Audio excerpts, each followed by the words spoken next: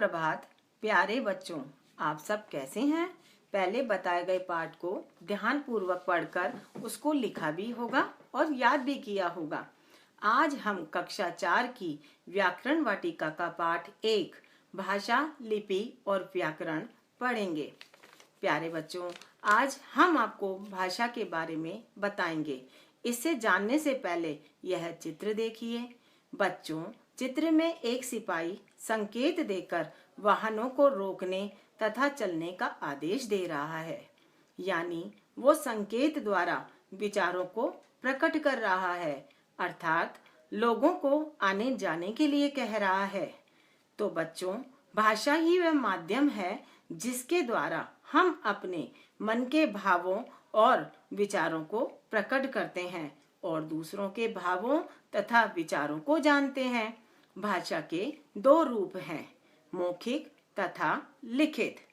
बच्चों, आप जानते हैं कि बोलकर व लिखकर हम अपने विचार प्रकट करते हैं तथा पढ़कर और सुनकर दूसरों के विचार ग्रहण करते हैं। पहला, मौखिक भाषा।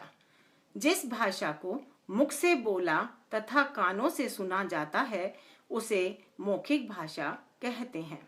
मौखिक भाषा स्थायी नहीं होती, जैसे मोबाइल पर बात करना, भाषण देना आदि। जैसा कि इस चित्र में बालक अपनी माता को कह रहा है कि मैं खेलने जा रहा हूँ, अर्थात वह बोलकर अपने विचार प्रकट कर रहा है और माता उसके विचार सुनकर समझ रही है। तो बच्चों, आपको यहाँ यह पता चल गया होगा कि मौखिक भाषा क्या होती है।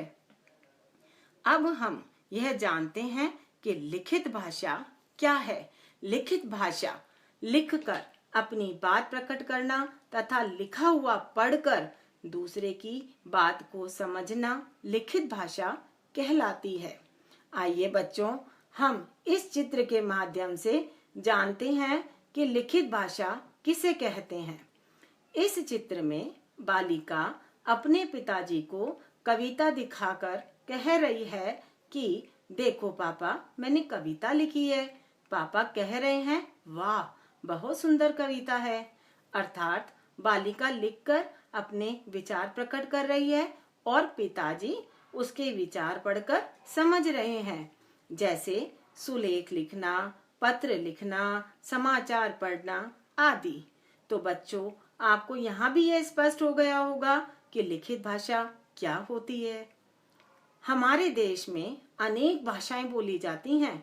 इनमें हिंदी सर्वाधिक लोकप्रिय व प्रचलित भाषा है। आपको पता है हमारी राष्ट्रभाषा कौन सी है और कौन सी लिपि में लिखी गई है?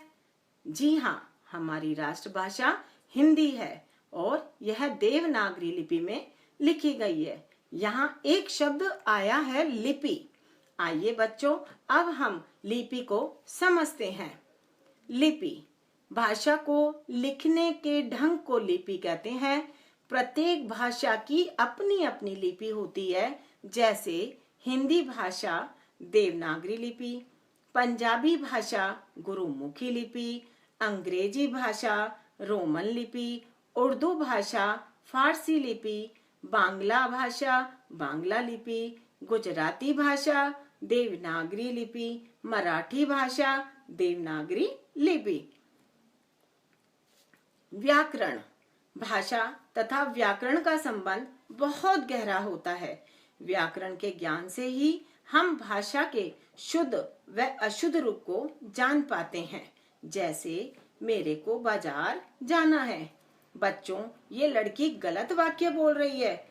इससे पता चलता है कि इसे व्याकरण का ज्ञान नहीं है। यदि इसे व्याकरण का ज्ञान होता तो यह वाक्य इस प्रकार ना बोलकर कुछ इस प्रकार बोलती, मुझे बाजार जाना है। तो बच्चों, आप समझ गए ना कि भाषा की शुद्धता या अशुद्धता का पता व्याकरण से पता चलता है। आज बच्चों, भाषा का ज्ञान यहीं समाप्त होता है।